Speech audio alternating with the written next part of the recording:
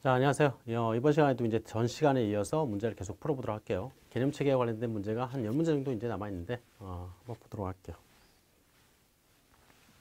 자, 21번. 공정가치에 대한 설명을 옳지 않은 것. 공정가치에 대한 내용이죠. 공정가치에 대한 기업의 기준이 따로 있죠. 그리고 거기에서 공정가치에 대한 내용들을 이제 설명을 하고 있는데, 뭐, 이론적인 내용들은 이 정도만 좀 보고 넘어가도록 할게요. 여러분들 이제 기본 이론 시간에 따로 공정가치에 대한 내용들을 아마 봤을 거예요. 예, 그래서 공정가치에 대한 내용들은 그 기본 이론에 있는 내용들을 가지고 좀 그런 정도의 어떤 내용들 깊이 들어가면 사실 이것도 굉장히 어려워요. 복잡하고. 근데 뭐 문제에선 관세사 쪽에서 이제 한 문제 정도 인데 나왔는데 뭐 여기서 여기에 나오는 예문 정도만 좀 기억하고 넘어가도록 할게요. 설명하자니 좀 시간이 걸려가지고 그래요. 자, 공정가치는 시장에 근거한 측정치이며 기업 특유의 측정치가 아니다. 우리가 이제 공정가치에 대한 측정에 대한 기준, 공정가치는 도대체 무슨 얘기냐? 기업 특유가치라는 얘기도 있죠. 그게 이제 도대체 무슨 얘기냐? 한번 보도록 할게요. 이게 여러분들 이제 보시면 알겠죠? 이게 뭐예요 이게? 그 뻥튀기 이런 거 보셨나 모르겠네. 이렇게 해가지고 삐삐삐 돌리면 뻥 하고 나오죠. 봤나 모르겠다. 이런 게 있어요. 예. 옛날 이제 시골에서 또는 뭐 도시에서도 뭐 이런 거 많이 있었겠죠. 예. 저는 이제 시골에서 자랐으니까. 근데 여기서 이제 뻥튀기를 장사를 하시는 분이 요 기계를 샀단 말이에요. 요 기계. 뭐라 그러는지 모르겠어요. 이거는. 근데 여기다가 이제 쌀이나 보리 막 이런 거 넣으면 저기 이제 뻥 튀가지고 이제 나온단 말이에요. 저게. 그죠? 저거를 가지고 장사를 하려고 그래. 장사를. 그죠? 근데 저 뻥튀기를 가지고 이제 두 군데서 장사를 한다고 합시다. 하나는 그 뭐 큰 건물, 뭐 현대 본사 뭐 이런데 그 앞에서 이제 저기 깔아놓고 이제 장사를 하는 거야. 그다음에 또 하나는 초등학교 앞에 이제 가서 깔아놓고 장사를 하는 거예요. 그럼 두 가지 이제 장사를 이제 1년 동안 이제 한다고 했을 때, 만약에 이제 이 양반이 장사를 하면서 1년 동안 이제, 거기서 이제 장사를 했는데, 뭐, 저 위에서는 이 직원들이 이제 그 뻥튀기를 사가지고 가겠죠? 근데 아무래도 그 돈 좀 있는, 직장인이니까, 그죠? 뭐, 한 번 사가면 막 이만큼씩 사가지고 가겠죠. 여러분들 이제 뭐 다이어트 할 때 이렇게 먹잖아. 그죠? 다이어트 할 때 이만큼 한 끼에 먹잖아요. 아니에요? 예. 하여튼 한 2만 원어치 뭐 6천 원어치 이렇게 사가지고 간단 말이야. 그죠? 예. 그럼 거기에 대한 현재 가치를 따져 보니까 한 2만 1천 원 정도가 돼요. 이 기계를 통해서 여기서 장사를 해가지고 얻을 수 있는 그 미래 현금에 대한 가치. 그죠? 근데 초등학교 앞에서는 좀 다르겠죠. 초등학교 앞에서는 그걸 이제 팔게 되면 아무래도 초등학교에서는 그 돈 좀 있는 애들은 한 1,000원어치 사가지고 갈 거야. 그죠? 예. 근데 뭐 가지고 있어봐야 몇백 원 가지고 있겠죠. 자기 용돈 다 털어가지고 여기다가 이제 탕진을 하고 막 이렇게 사먹는단 말이야. 그죠? 그럼 800원, 뭐, 좀 있는 애들은 한 1,200원 정도 이제 사가지고 가고. 그죠? 이렇게 해서 사가지고 가면 거기에 대한 미래 현금에 대한 현재 가치를 따져보니까 한 3,500원 정도 된대요. 그러면 저 기계를 통해서 얻을 수 있는 현금 흐름, 그리고 그 현금 흐름에 대한 가치, 그거를 뭐라 그러냐? 기업 특유 가치라고 얘기를 해요. 그래서 기업 특유 가치는 두 개의 기계가 다르다는 얘기야. 뭐냐면 여기서 장사할 때하고 여기서 장사할 때가 다르거든요. 근데 기계는 같은 기계야. 그죠? 그래서 그 같은 기계를 통해서도 얻을 수 있는 효용, 그 다음에 미래 현금 흐름이 다르다는 얘기예요. 그거를 기업 특유 가치라고 얘기해요. 그래서 기업 특유 가치에서는 이렇게 달리 금액이 측정이 될 수가 있어. 근데 저 뻥튀기 기계를 지금 내다 팔면 얼마 정도 할까? 그걸 측정해 보니까 둘 다 똑같은 동일한 기계잖아요. 예. 그걸 측정해 보면 같은 기계니까 어차피 똑같은 어떤 측정치가 나올 거예요. 그게 이제 일종의 시세라고 얘기를 하죠, 우리가. 자, 그거를 공정가치라고 얘기해요, 공정가치. 그죠? 그래서 우리가 이제 기업 특유가치와 공정가치의 차이점. 기업 특유가치는 그 기업에 들어가 있는 그 어떤 그 기계라든가 또는 건물이라든가 걔네들이 그 기업에 있을 때 창출해낼 수 있는 현금 흐름 또는 효용을 얘기하는 거고, 그 다음에 공정가치라는 건 그게 시장에 나와서 누군가한테 팔릴 때 또는 누군가가 거래를 할 때 그때 거기서 거래될 수 있는 어떤 가격대 그런 것들을 이제 얘기를 하는 거예요. 그래서 의미가 완전히 다르죠. 사실은 공정가치와 기업 특유가치는 완전히 의미가 달라요. 자, 그 다음에 이제 두 번째로 자산이나 부채의 공정가치는 자산을 매도하면서 수취하거나 부채를 이전하면서 지급하게 될 유출가격이다. 여기서 첫 번째, 이거는 매도하면서 수취니까, 그죠? 이 수취, 받는 걸 얘기를 하는 거죠. 그게 이제 뭐냐면 매도할 때 공정가치. 그리고 부채에 대한 공정가치. 부채는 줘야 되는 거죠. 유출가격. 이걸 이제 얘기를 한다. 그래서 자산의 공정가치와 부채의 공정가치. 이렇게 자산의 공정가치는 아까 우리가 봤죠. 뭐 이걸 팔 때 거기서 나타날 수 있는 가격대. 그죠? 자, 그럼 맞는 얘기가 되겠고요. 세 번째, 자산이나 부채의 공정가치를 측정하기 위해서 사용되는 주된 시장의 가격에는 거래원가를 조정하는, 이 거래원가라는 게 어떤 거 거래원가? 일종의 수수료 뭐 이런 것들을 얘기하는 거죠. 그래서 거기에는 이런 거래원가를 조정하지 않은, 즉 무슨 얘기냐? 내가 지금 어떤 그 시장에다가 뭐 물건을 내놓는다.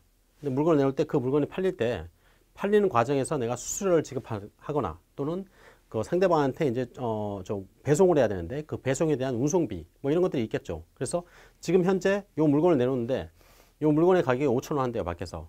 그럼 그 5,000원짜리 물건을 내가 이제 팔고 싶어. 그래서 그걸 팔아요. 그럼 파는 과정에서 발생되는 수수료라든가 뭐 운송비 이런 것들이 있겠죠. 그런 것들이 조정된 가격으로 하는 게 아니라 지금 현재 이게 얼마에 팔리고 있냐 그걸 가지고 본다는 얘기예요.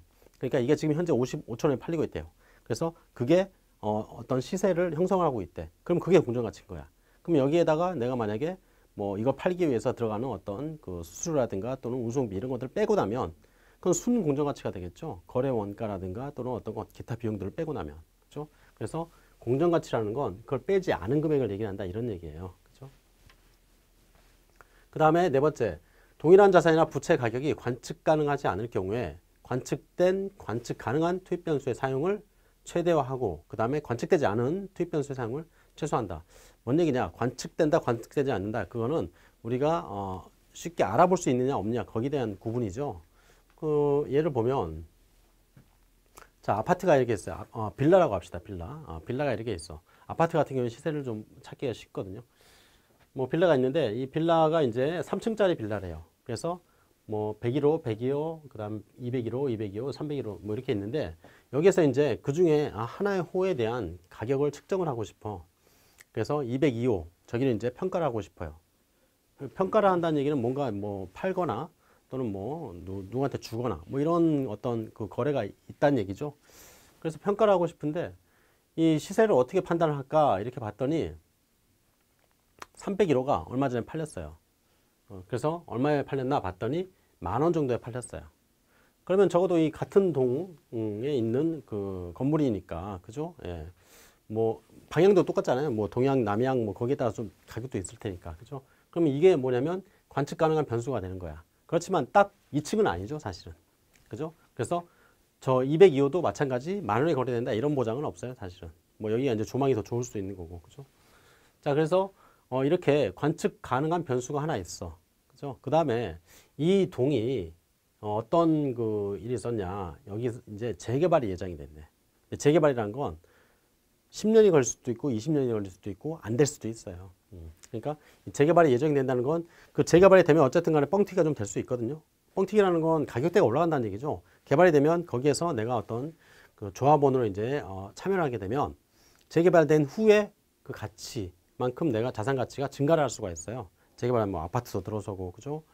그러면 그런 어떤 가치의 증분이 나타날 수는 있지만 그런 것들이 얼마냐 그런 것들을 판단하기는 좀 힘들단 말이에요. 그리고 재개발이 될지 안 될지도 모르는 거고 그죠? 뭐 이런 것들이 일종의 관측 가능한 변수라고 보시면 돼요. 그래서 가격에 영향을 미치는 변수들이 있는데 그 중에서 우리가 관측 즉 식별할 수 있는 그런 변수도 있고 또 식별할 수 없는 변수도 있다는 얘기죠. 그래서 가능하다면 식별 가능한 변수를 갖다 많이 써라 이거죠. 그래야지 보다 객관적인 어떤 기준치가 될 테니까 그죠? 그리고 식별 가능하지 않은 변수가 뭐 없다면 가능한 변수가 없다면 식별 가능하지 않은 변수라도 가져다 써야 되겠죠. 근데 그런 것들이 가능하다면 배제가 좀 돼야 된다 이런 의미겠죠. 그래야지 뭔가 객관적인 어떤 측정치가 나올 것이 아니냐 이런 얘기예요. 자, 이게 이제 뭐냐면 여기에 대한 내용이죠. 그래서 동일한 자산이나 부채 가격이 관측 가능하지 않을 때 그때 관측 가능한 투입 변수 또 다른 변수를 이용을 해야 되겠죠. 주식 같은 경우에는 명확히 관측 가능한 변수가 있어요. 시장에서 거래되고 있는 주식 같은 경우. 왜냐하면 내가 어떤 회사의 주식을 가지고 있잖아요. 근데 그 주식이 실제로 거래가 되고 있잖아. 그죠? 그래서 그 가격에 내가 팔 수도 있고 살 수도 있고 물론 가격은 계속 변동하지만 그건 딱 그 자산에 대한 관측 가능한 변수거든요. 그거는. 근데 그렇지 않는 경우도 많이 있겠죠. 예. 자, 그 다음에 다섯 번째 가치평가 기법의 투입 변수에 대한 공정가치 서열 체계 중 수준 1 투입 변수는 측정이나 동일한 자산이나 부채에 대한 접근 가능한 활성 시장에 조정되지 않은 즉 여기 이제 거래 원가라든가 이런 것들 조정하지 않은 공시 가격을 얘기한다. 이게 방금 전에 얘기했던 주식을 생각하면 돼요. 그러니까 이 가치 평가를 하기 위한 변수들, 아까처럼 어떤 저 빌라의 어떤 동 또는 뭐 무슨 호에 대한 평가를 하고 싶다. 그러면 그 호와 관련된 거래가 있다면 당연히 그걸로 하면 돼. 근데 그게 없다면 거기와 관련된 어떤 그 투입 변수들을 이용해서 가치를 평가를 해야 되겠죠. 근데 제일 첫 번째로 해야 되는 투입 변수는 어떤 거냐? 해당 자산에 관련된 거래 금액이 있다면 그걸로 하라 이런 얘기예요. 그러니까 그게 뭐예요? 시장이 시장. 즉 주식 시장에 상장되고 있는 어떤 주식. 그럼 거기에 대한 가치 평가를 할 때 제일 먼저 봐야 될 건 뭐라는 얘기예요? 실제로 어떻게 거래되고 있냐? 그거 보라는 얘기예요. 그게 이 얘기예요. 첫 번째 투입 변수. 그래서 우리가 이제 그 공시되고 있는 그 재무제표를 보면 거기에서 금융자산이라든가 이런 것들에 대한 투입 변수에 대한 설명을 해주고 있어요. 첫 번째 수준은 이걸로 하고 있고 두 번째는 뭘로 하고 있고 세 번째는 뭘로 하고 있다. 거기에 대한 설명이 다 들어가 있어요. 그래서 이거는 투입 변수 1에 투입 변수 1에서 제시하고 있는 활성시장에 대한 공정가치에 근거한 평가 방법이다. 뭐 이런 식으로 이제 얘기를 해주고 있어요. 그러니까 어떻게 자산을 평가했는지 거기에 대한 설명이 다 들어가 있거든요. 그 중에 첫 번째가 뭐냐? 이걸 얘기를 한다는 얘기예요. 즉 거래되고 있는 가격이 있다면 그걸로 봐라. 이거죠. 당연한 얘기겠죠. 자, 그래서 여기서는 세 번째 거래 원가를 조정하지 않은 금액 그걸 얘기를 한다. 그렇죠? 자, 그다음에 이제 22번 포괄손익계산서에 관련된 설명으로 옳은 것. 포괄손익계산서에 대한 내용이에요. 포괄손익계산서. 네. 자, 보면 기업은 예외적인 경우를 제외하고 수익에서 매출원가 및 판매비와 관리비를 차감한 영업이익을 포괄손익계산서에 구분해서 표시한다. 우리가 영업이익 표시를 해달라고 그랬죠. 영업이익이 중요한 이유는 뭐예요? 지속가능한 이익을 우리가 알 수 있으면 미래를 판단하는데 보다 유용한 정보가 될 수 있다. 이렇게 얘기했잖아요. 자, 그 다음에 이제 비용을 성격별로 분류하는 기업은 매출원가, 감가상각비, 기타 상각비와 종업원 급여 비용을 포함해서 비용의 기능에 대한 추가 정보를 공시한다. 이런 얘기 했었나요? 우리가 이제 추가 정보를 공시하는 경우 어떤 경우였죠? 기능별로 표시할 때 성격에 대한 내용을 추가적으로 해달라 이렇게 얘기를 했었죠. 반대로 써놓은 거죠 지금. 일단 틀렸네, 그죠? 어디가 틀렸어요? 여기 이 비용 성격이 아니라 기능이죠. 여기는 이거 됐냐? 기능. 거꾸로 써놨죠. 그래서 기능별로 표시할 때 성격에 대한 내용을 추가로 해달라 이렇게 얘기하고 있으니까.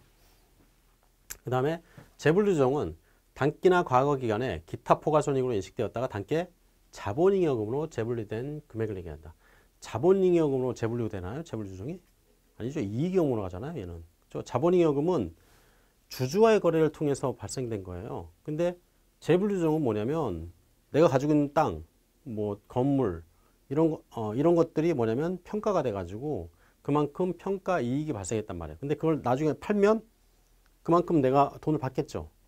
그게 그게 이제 뭐냐면 기타 포괄손익이 재분류조정, 즉 재분류조정 되면서 어떻게 물론 재분류조정은 나중에 단기손익을 갖다가 넘어가지만 기타 포괄손익이 뭘로 실현되는 과정이란 말이에요. 그 실현될 때 뭘로 이익용으로 넘어가야 되겠죠. 왜냐하면 이거는 주주와의 거래가 아니니까, 그렇죠? 네. 그래서 그 기타 포괄손익이 실현이 될 때 어디로 넘어가냐? 결과적으로는 이익용으로 넘어가야 돼요. 자본잉여금이 아니라, 그렇죠? 이익이용과 자본이용은 의미가 다르죠. 그래서 여기서 이걸로 넘어가는 게 아니죠. 물론 단기손익으로 들어가요. 단기손익으로 들어갔다가 이익이용으로 넘어가겠죠. 그게 이제 재분류조정의 의미죠. 그래서 기타 포괄손익이 넘어갈 때 두 가지 방법. 바로 이익이용으로 넘어갈 수도 있고 단기손익 거쳐가지고 넘어갈 수도 있다. 그죠? 보시면 재분류조정의 과정이 기초에 이제 재무 상태에서 자본의 내용들을 보면 자본금, 자본잉여금, 이익잉여금, 기타 포괄손익 누계, 그 다음에 기타 자본 뭐 이런 것들이 있죠. 그 다음에 거기에서 이제 단기 포괄손익이 수익비용, 단기손익으로 그 다음에 포괄손익 이렇게 구성이 되어 있고 기말에 이제 재무 상태표가 이제 이렇게 되어 있다. 자, 그러면 기초에 있었던 기타 포괄손익이 실현이 됐을 때 저게 이제 실현이 되게 되면 재분류조정은 저게 이제 수익으로 넘어간다는 얘기죠. 그래서 수익이 합산이 되는 거고 그 합산된 수익이 결국 단기손익으로 갈 거란 말이에요. 그 단기손익이 이제 어디로 갈 거냐? 걔가 이익으로 넘어가겠죠. 이런 과정을 거치는 게 재분류조정이잖아요. 그러니까 얘가 이쪽으로 어디 갔냐? 이쪽으로 간다. 이게 이제 틀린 얘기가 되겠지. 그렇죠? 그래서 여기서 틀린 얘기가 되겠고, 그 다음에 네 번째, 기타 포괄손익은 세후 금액으로 표시할 수 없으며 관련된 법인세 효과 반영 전 금액으로 표시하고 각 항목들에 관련된 법인세 효과는 단위금으로 합산해서 표시하는 두 가지 방법 다 가능하다고 그랬죠. 합산해서 할 수 있고, 그 다음에 세후 금액으로 표시할 수도 있고, 그죠? 그래서 여기가 틀렸네. 그 다음에 다섯 번째, 기업은 재무성과를 설명하는데 필요하다면 특별 항목을 비롯해서 추가 항목을 포괄손익계산서에 재량적으로 포함할 수 있고 사용된 용어와 항목의 배열도 필요하면 수정할 수 있다. 어때요? 틀렸죠? 예, 우리가 특별손익에 대한 사항들 쓰면 안 된다 그랬죠? 특별손익. 포함할 수 없는 거죠. 그래서 일단 4번은 여기가 틀렸고, 그 다음에 5번 여기 틀렸고, 그 다음에 3번은 기타 포괄손익이 재물요정은 단기손익으로 갔다가 뭘로? 이익위험으로 넘어가는 거고요. 그렇죠? 그 다음에 여기서는 거꾸로 쓴 거고. 결국은 1번이 맞겠네. 그렇죠? 네. 자, 23번 문제 한번 보도록 할게요.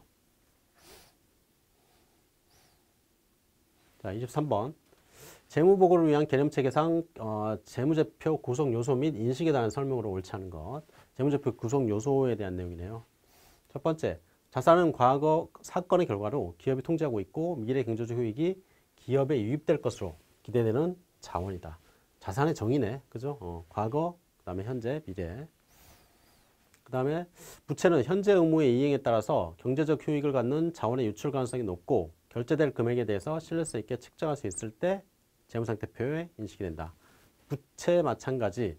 인식 요건이 있죠? 인식 요건이라는 건 어쨌든 부채의 정의를 충족을 하고 그 다음에 두 번째로 미래 경제적인 유출이나 유입의 가능성이 높고 뭐 그건 자산이나 부채 둘 다.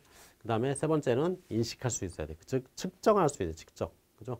측정을 해가지고 그걸로 써야 되잖아요. 얼마로. 그래서 유출 가능성이 높고 그 다음에 결제된 금액에서 신뢰성 있게 측정할 수 있을 때 인식을 한다. 인식 요건. 인식. 첫 번째 가능성에 대한 내용. 그 다음에 두 번째 신뢰성 있는 측정에 대한 내용.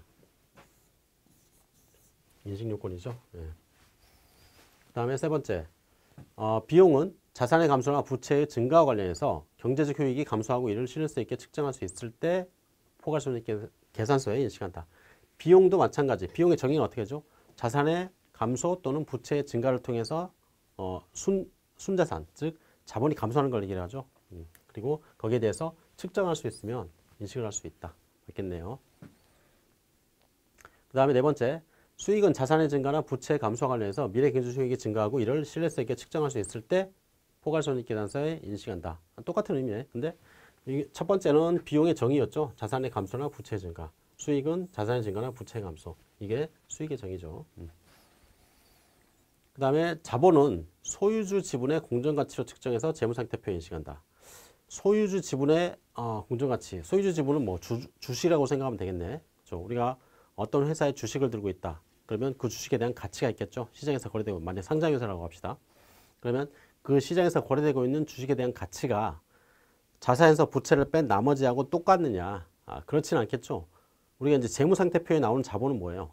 자본의 정의는 자산에서 부채를 뺀 거예요. 그냥 그게 자본이에요. 그냥 시장에서 거래되고 있는 주식의 공정가치다 이렇게 얘기를 하지 않아요.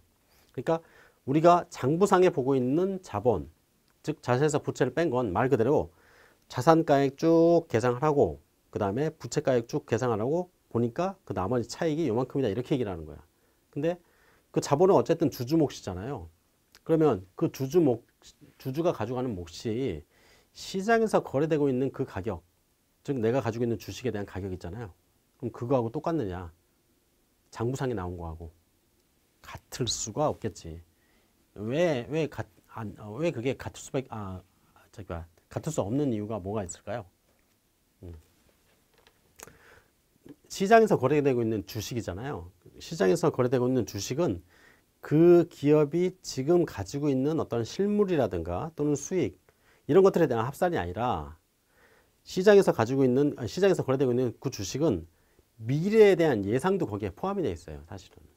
그러니까 어떤 회사가 굉장히 잘 될 것 같아. 근데 지금은 별 볼 일 없어요. 그럼 그 회사가 잘 될 것 같다는 어떤 소문이 시장에 쫙 퍼지면 그 회사 주식은 갑자기 오르게 되어 있단 말이야. 그렇죠? 그럼 그 회사는 장부에는 10만 원짜리로 되어 있는데 자본이 그래서 자산에서 부채를 뺀 나머지가 10만 원 되어 있는데 시장에서 거래되고 있는 가격은 100만 원, 1000만 원이 될 수도 있어요. 그러니까 시장에서 거래되고 있는 가격이라는 게 지금 현재 장부상에 반영되고 있는 그 회사의 어떤 이익과 그 다음에 자산의 어떤 그 누적액 이런 거하고 똑같냐? 다르다는 얘기예요. 시장에서 거래되고 있는 가격은 미래 예상치라든가 뭐 이런 것들이 다 포함된 거예요. 사실은 수요와 공급에 의해서 결정된 권리라는 거죠. 근데 그 미래 예상이라는 건 틀릴 수도 있고 맞을 수도 있는 거거든. 그렇죠? 그래서 당연히 소유주 지분, 즉 주식에 대한 공정가치하고 똑같냐? 다를 수밖에 없어요. 물론 비슷하게 가는 경우 회사들도 많이 있어요. 뭐 자본 그 재무상태표에 있는 자본과 그 다음에 시장에서 거래되고 있는 그 회사 주식의 총액과 거의 유사하게 가는 경우도 있지만 대부분이 달라요. 자, 그래서 여기서는 5번째가 틀린 말이 되겠네. 그죠? 자, 그 다음에 24번. 포괄손익계산서에 대한 설명을 오는 거죠. 예. 첫 번째, 수익에서 매출 원가, 판매관리비를 차감한 영업이익은 포괄손익계산서 본문이 아닌 주석으로 공시한다. 우리가 영업이익 어떻게 공시한다 그랬죠? 본문에다가 본문에다가 공시하는 거예요. 본문에다가 공시한다는 얘기는 무슨 얘기예요? 그 손익계산서 안에다가 집어넣으라는 얘기예요. 근데 그러지 못할 때는 주석으로도 공시할 수 있다 이렇게 얘기했잖아요. 그죠? 그러니까 여기서는 본문 아닌 주석으로 공시한다. 틀린 얘기가 되겠네. 그죠? 그래서 기업은 수익에서 매출원가, 판매관리비를 차감한 영업이익을 포괄손익계산서에 구분해서 표시를 한다. 포괄손익계산서 그 본문이거든. 예. 근데 다만 영업 특수성을 고려할 때 그렇게 구분하기 힘들 경우에는 그때는 이제 따로 주석으로도 가능하다 이렇게 얘기를 하고 있어요. 자, 그 다음에 이제 기업의 현금 및 현금성 자산 창출 능력과 그 다음에 기업의 현금 흐름 사용 필요성에 대한 평가의 기초를 재무제표 이용자에게 제공을 한다. 기업의 현금 및 현금성 자산의 창출 능력. 이거는 손익계산서에 있나요? 현금흐름표 있죠. 현금흐름표. 그죠? 예. 현금흐름표가 현금성 자산의 창출 능력과 기업의 현금흐름에 대한 내용이 나오죠. 그죠? 이 포괄손익계산서에 나오는 수익은 발생주의에 따라서 한 거잖아요. 그죠? 그러니까 현금 창출 능력을 보는 데는 현금흐름표가 낫겠지. 그 다음에 기업의 비용의 기능에 대한 정보가 미래 현금 흐름을 예측하는 데 유용하기 때문에 비용은 성격별로 분류하는 경우에 추가 공시가 필요하다. 여기서 기능의 장점이 뭐였죠? 기능별로 하는 거, 목적 적합하다 이렇게 해서 예측 가능하다. 그죠? 그리고 성격별의 장점은 미래 현금 흐름을 예측하는 데 용이하다. 그죠? 그러니까 여기서는 기능이 이렇다고 얘기하면 틀린 얘기가 되겠죠? 성격의 얘기예요, 이건. 미래 현금 흐름을 미래 현금 흐름을 예측하는데 용이하다는 의미가 무슨 의미죠? 돈을 어디다 썼느냐 그걸 알 수 있다는 얘기잖아요. 그래서 성격별 분류하게 되면 인건비로 썼는지 그 다음에 재료비로 썼는지 알 수 있잖아요. 근데 기능별로 하게 되면 그 인건비 재료비가 매출 원가라는 걸로 통으로 들어가 버리고 판매관리비라는 걸로 통으로 들어가 버리잖아. 그죠? 그래서 미래 현금 흐름을 예측하는 때는 뭐가 더 유용하다? 성격별이 더 유용하다 이런 얘기예요. 그죠? 그래서 여기서는 반대로 써 있는 거고 그 다음에 기업이 정보 이용자에게 필요하다고 판단하는 경우는 특별손익을 따로 표시할 수 있다. 특별손익은 절대 안 된다 그랬죠. 예, 이거는 뭐 당연히 틀린 얘기고. 그래서 단계손익과 포괄손익을 표시하는 보고서 또는 주석에도 안 된다 이렇게 얘기했죠. 그 다음에 기타 포괄손익의 구성요소, 재분류조정을 포함한 그런 구성요소와 관련한 법인세 비용 금액은 포괄손익계산서나 주석에 공시를 한다. 우리가 이제 기타 포괄손익과 관련된 사항들 있죠. 그런 것들은 비용, 거기에 대한 법인세 비용 그런 것들을 순액으로 표시할 수도 있고요. 그 다음에 뭐 전체 금액을 따로 모아가지고 그 총액으로 표시할 수도 있다 그랬죠. 예. 그래서 공시를 하는 건 맞다. 자, 그 다음에 이제 25번 문제 한번 보도록 할게요. 재무제표 요소에 대한 설명 중 옳은 것을 모두 열거한 것.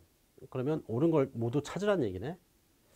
첫 번째, 소유권은 자산의 존재를 판단함에 있어 필수적이다. 그런가요? 아니죠. 소유권은 필수적이진 않죠. 그러니까 나한테 소유권이 없어도 내 자산이 아닌 걸로 볼 수 있는 경우가 있고 소유권이 없지만 내 자산을 볼 수 있는 경우도 있다 그랬죠. 그래서 뭐 리스 같은 경우 얘기했잖아요. 금리스 같은 경우에 법적인 소유권은 리스 회사에 있지만 경제 소유권은 나한테 있다. 그죠? 그 다음에 자산은 과거의 거래나 그 밖의 사건에서 창출된다. 자산의 정의죠. 과거 사건의 결과로 이렇게 나오잖아요. 그러니까 맞는 얘기가 되겠네. 그 다음에 자산과 부채에 대한 재평가 또는 재작성은 자본의 증가나 감소를 초래하나 수익과 비용의 정의에는 부합하지 않는다. 자산과 부채에 대한 재평가, 재평가잉여금, 기타 포괄이죠. 기타 포괄 손익. 수익과 비용에 대한 정의에 충족하지 않을까요, 이게? 한번 볼까요? 수익과 비용에 대한 내용을 잠깐 보면 수익은 자산의 증가나 비용의 감소로 인한 순자산의 증가. 근데 단 지분 참여자와의 거래는 제외한다 이렇게 돼 있죠. 그 다음에 비용은 자산의 감소나 비용의 증가로 인한 순자산의 감소. 단 지분 참여자와의 거래는 제외를 한다. 지분 참여자는 주주 또는 주주가 될 사람 이렇게 얘기를 하는 거예요. 자, 첫 번째 케이스에서 토지를 현금 10,000원에 취득을 했대요. 그러면 현금 주고 그 다음에 토지를 사왔다는 얘기죠. 자, 이런 경우에 수익이 발생하는 거래인지 아니면 또는 비용이 발생하는 건지 한번 생각해 볼게요. 회계처리 이렇게 나오고 있네. 그죠? 토지 10,000원, 그 다음에 현금 10,000원. 그러면 일단 첫 번째로 재무 상태에서 보면 내가 이제 현금을 들고 있는 상태에서 그만큼 똑같은 자본이 있다고 할게요. 여기서 이제 이 거래가 있기 전의 상황. 그죠? 현금만큼 그대로 출자를 받은 거다. 그래서 재무 상태가 이렇게 있는 상황에서 첫 번째 현금을 주게 되면 현금이 감소하겠죠. 당연히 그러면 그 현금이 자산이 감소한단 말이에요. 이렇게 줄어들 거야. 그 다음에 두 번째로 그러면 토지는 어떻게 할 거냐. 토지도 마찬가지 자산이죠. 그러면 자산이 증가하게 돼요. 그러면 다시 자산 쪽이 늘어나겠죠. 예. 그럼 토지만큼 늘어나요. 결국 자본의 변동이 있을까? 없다는 얘기죠. 예. 이쪽에서 줄었다 늘어났으니까. 그렇죠? 그래서 결국 자본 변동이 안 생기는 거예요. 자, 그럼 두 번째 케이스를 한번 볼까요? 토지를 현금 15,000원에 처분했대요. 그럼 이제 이걸 땅을 가지고 있었는데 그걸 팔았다는 얘기죠. 그러면 회계처리를 보면 일단 현금이 15,000원, 그 다음에 토지 10,000원, 그 다음에 처분이익. 그럼 여기에서 일단 현금이 들어왔죠. 그 다음에 토지가 빠져나갔어요. 그럼 자산이 감소했고 일단 그 다음에 현금이 어떻게 되죠? 들어오죠. 그럼 현금이 다시 늘어나겠네. 그러면 이렇게 이제 늘어나겠죠. 근데 빠져나간 자산보다 현금이 더 많이 늘어났어요. 그만큼 어떻게 차이가 생기겠죠. 자본 쪽에. 자, 이거를 이제 우리가 수익이라고 얘기하잖아요. 그래서 자산의 감소나 비용의 증가로 인한 순자산, 자본의 증가를 수익이라고 얘기해요. 그래서 얘는 이제 수익이 되는 거예요. 그래서 이 처분이익이라는 건 처분이익이라는 수익을 계산하죠. 자, 그러면 또 이런 경우를 볼까요? 현금 10,000원을 출자를 받았대요. 출자를 받았다는 얘기는 돈 받고 그 다음에 걔한테 지분을 줬다는 얘기죠. 그러면 일단 회계 처리하게 되면 현금이 들어오고 그 다음에 자본금이 이렇게 생기겠네. 일단 뭐냐면 자산이 생겼단 말이에요. 자산이 생기면 늘어나겠네, 자산이. 그죠? 자, 근데 그 반대편에 어쨌든 자본이 증가를 해요. 그죠? 그만큼 차이가 생기니까.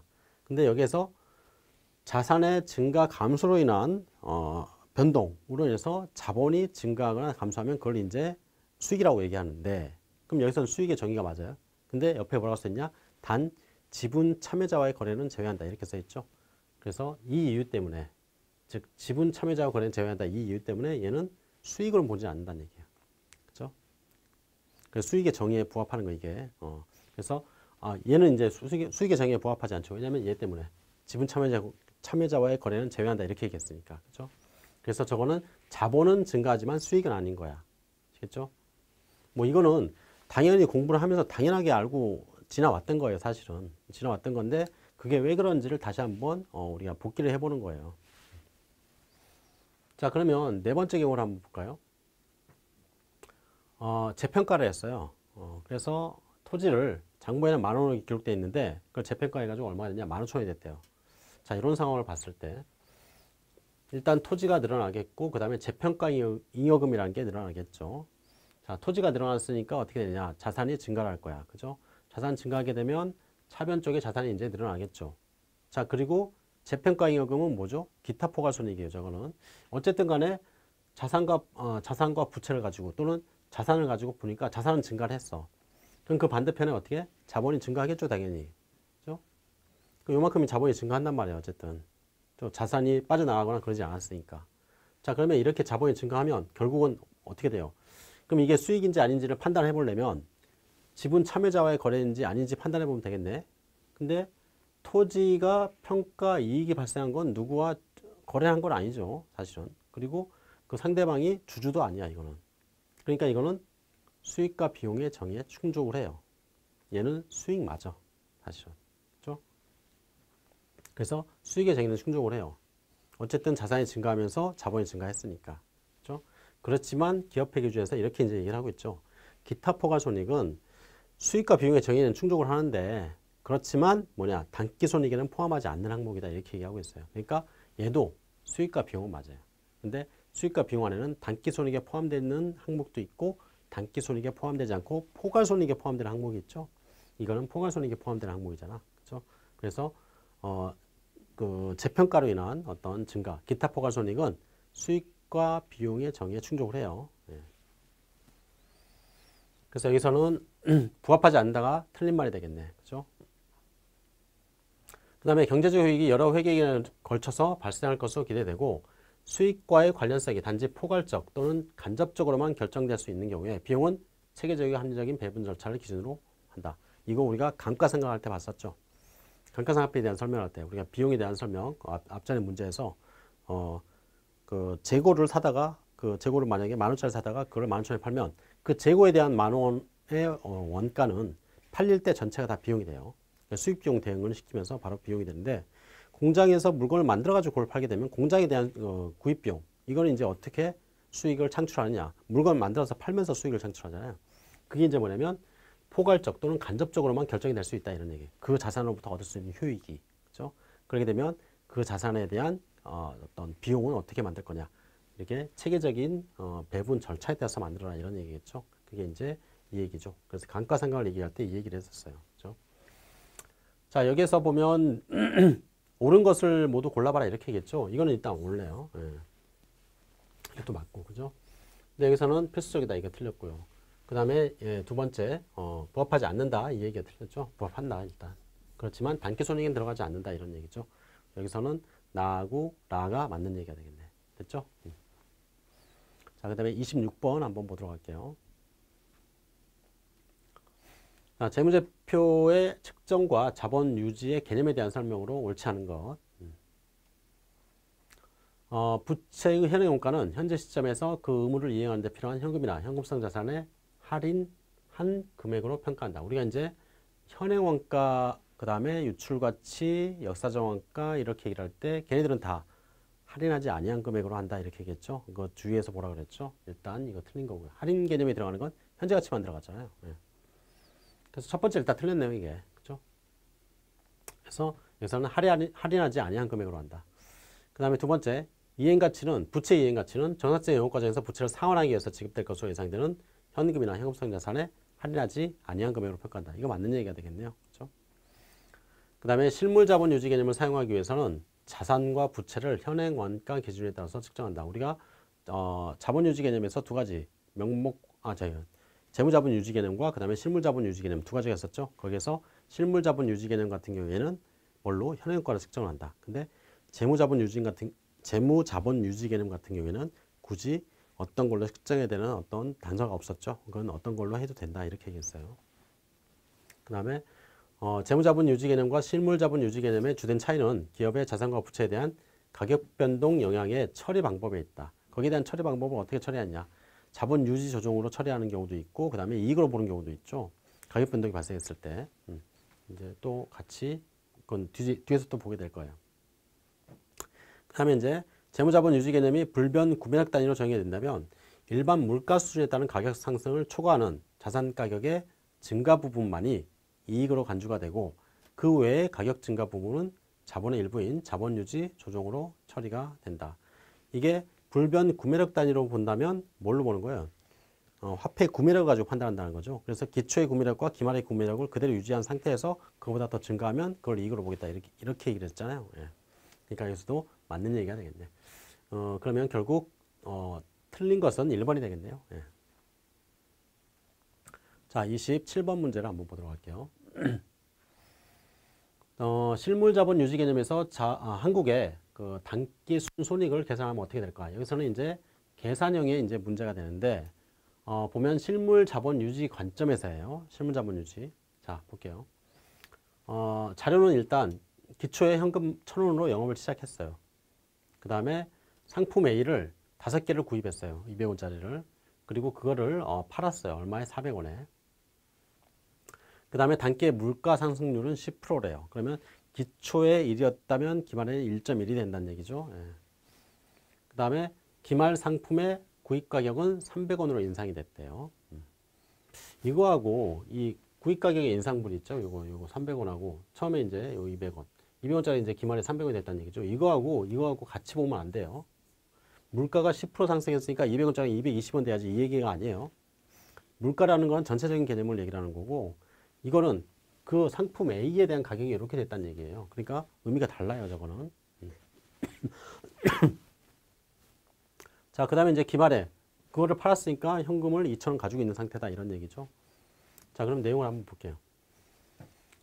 자, 기초에 일단 1,000원짜리를 들고 있었는데 그 1,000원 가지고 뭘 했어요? 물건을 샀어요. 5개를. 그죠? 얼마짜리? 200원짜리를. 그리고 그걸 이제 팔았다는 얘기죠. 얼마에 팔았냐면 400원에 팔았어요. 그래서 현금 2,000원이 들어왔겠지. 그죠? 그리고 기말에 지금 뭐냐면 그 2,000원이 있는 상태예요, 지금. 자, 재무자본 유지 개념의 명목 화폐 단위에 따른 개념으로 본다면 우리가 그러면 기초에 1,000원이 있었고 기말에 2,000원이 있으니까 이 전체를 다 뭘로? 이익으로 보는 개념이 명목 화폐 단위에 따른 개념이죠. 그래서 명목 화폐 단위에 따른 개념은 그냥 화폐액의 증가액만큼 다 이익으로 보는 개념이에요. 아주 간편하죠, 사실은. 자, 그러면 두 번째 불변 구매력 단위에 따른 개념으로 한번 볼게요. 자, 처음에는 1,000원이 있었고 그 다음에 기말에는 2,000원이 있어요, 지금. 자, 처음에 일반 물가 수준이 100일 때 그때 1,000원짜리를 가지고 있었던 그 수준이 뭐냐면 100일 때예요. 100일 때. 자, 그러면 물가 수준이 110으로 올라가게 되면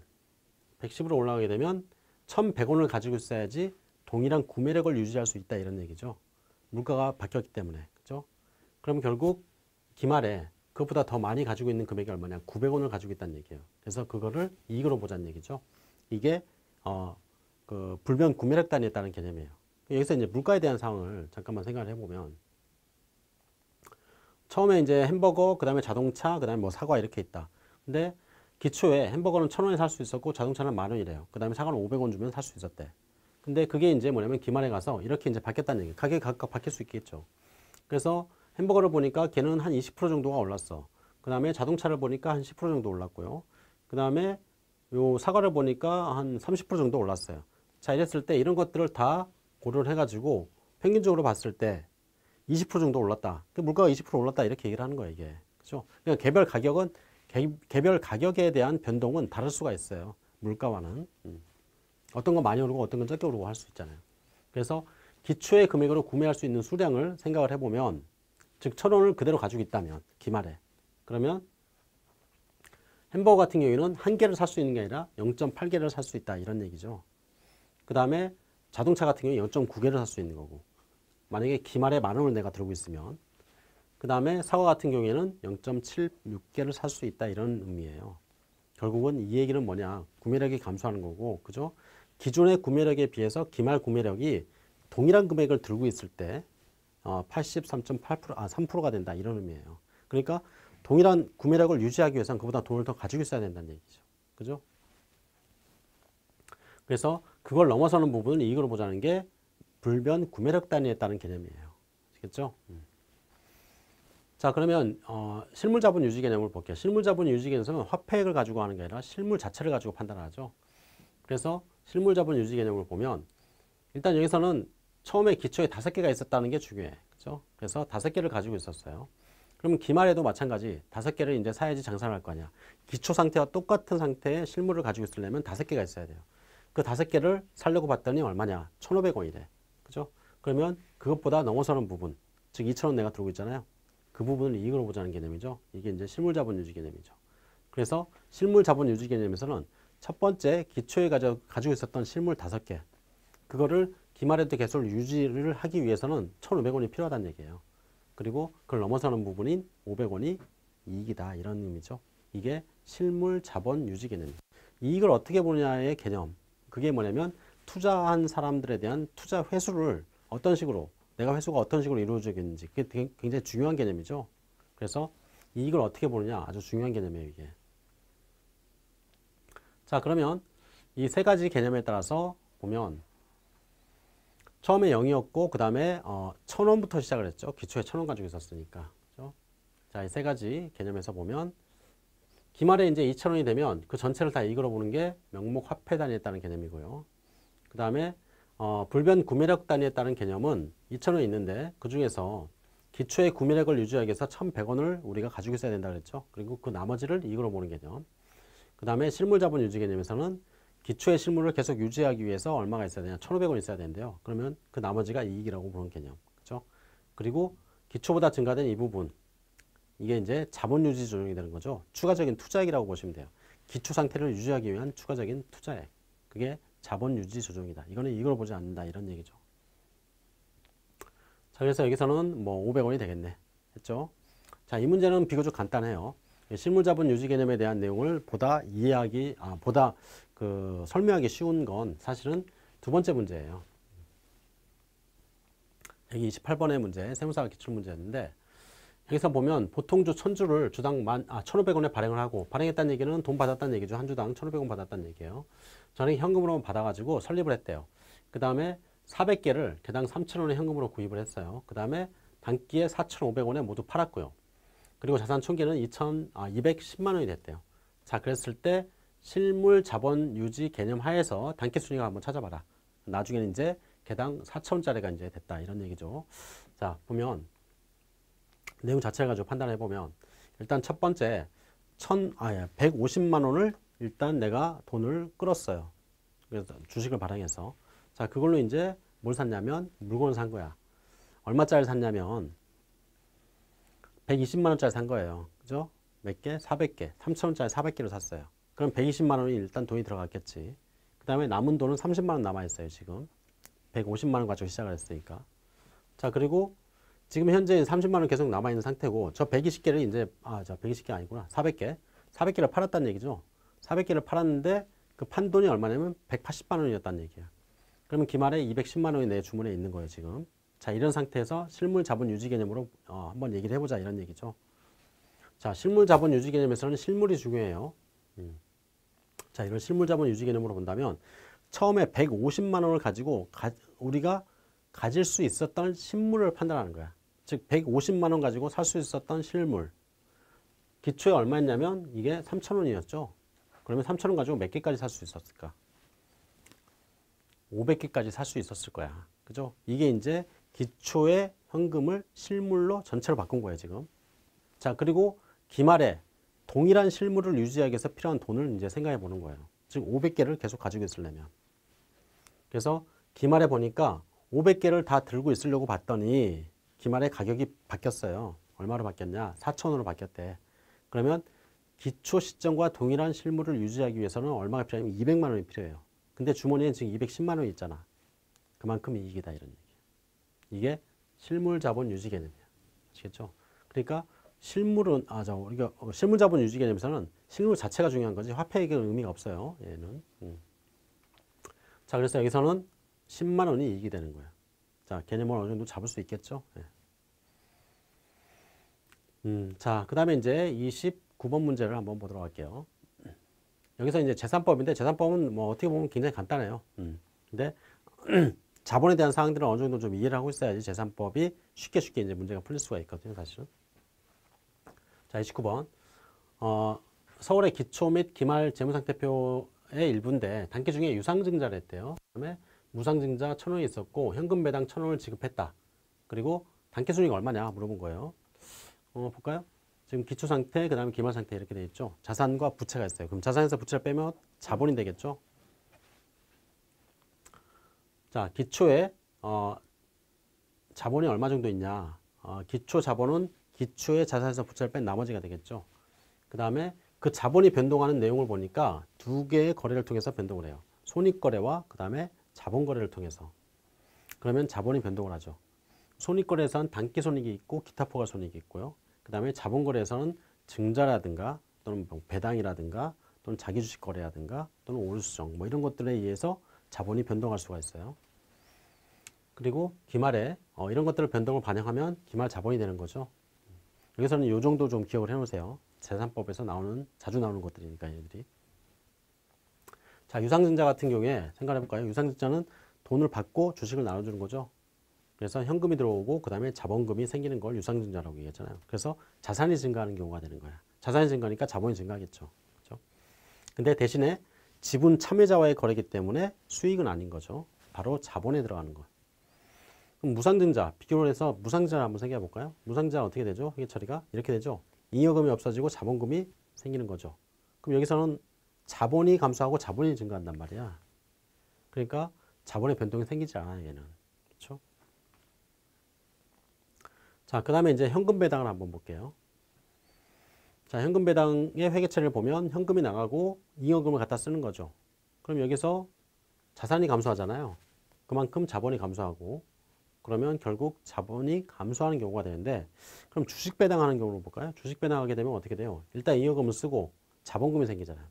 여기서는 자본 감소와 자본 증가가 동시에 일어나고 그죠? 자본의 변동이 안 생긴다. 이것도 마찬가지 그 무상증자와 유사한 내용이죠. 사실은. 자, 그리고 자기 주식을 한번 볼게요. 자기 주식은 조금 주의해서 좀 보세요. 자기 주식은 거래 세 가지를 가지고 판단을 좀 해요. 자기 주식을 취득한다. 취득했을 때는 돈이 나가겠죠. 그렇죠? 그리고 자기 주식이 들어와요. 그럼 여기서 자산이 빠져나가겠죠, 일단. 그러면 자본이 감소하겠고 그 다음에 주식을 처분하면 돈이 들어오겠죠. 그러면 그만큼 자산이 증가해요. 그리고 이 반대편에는 자본이 이제 증가하는 거죠. 자기 주식이 없어, 자기 주식은 자본의 마이너스 항목이잖아요. 그렇죠? 그리고 만약에 처분 이익이 생기면 자기 주식 처분 이익이라는 자본. 자기 주식 처분 이익은 수익 항목 아니죠. 왜냐면 주주와의 거래이기 때문에. 자, 그 다음에 이제 소각을 했다. 가지고 있던 주식을 소각을 했다. 자기 주식에. 그러면 자본금이 없어지고 그 다음에 자기 주식이 빠져나가고 그 차이가 좀 있다면 감자차손 뭐 이런 것들이 이제 나올 수 있어요. 그러면 여기서는 자산과 부채가 없잖아요, 여기. 그러니까 일단 자본의 변동이 안 생기는 거예요. 이 항목 자체에 자산 부채가 아무것도 없기 때문에. 그렇죠? 그래서 자본의 변동이 안 생기겠죠. 그래서 소각은 자본의 변동이 없고 처분은 증가하고 취득은 감소하겠죠. 그렇죠? 그래서 이 자기 주식 거래에서는 이 두 가지를 꼭 봐야 돼요. 취득과 처분, 거기에서 발생될 수 있는 자본의 변동. 그렇죠? 취득은 마이너스, 처분은 플러스가 되는 거죠. 그리고 그 마이너스 플러스 되는 금액은 여기서는 요만큼이 마이너스가 되고 여기서는 요만큼이 플러스가 되는 거예요. 그렇죠? 자, 그 다음에 이제 오류수정. 오류수정은 우리가 이제 보면 뭐 전기 오류수정이라든가 또는 회계변경 누적효과 이런 것들이 있죠.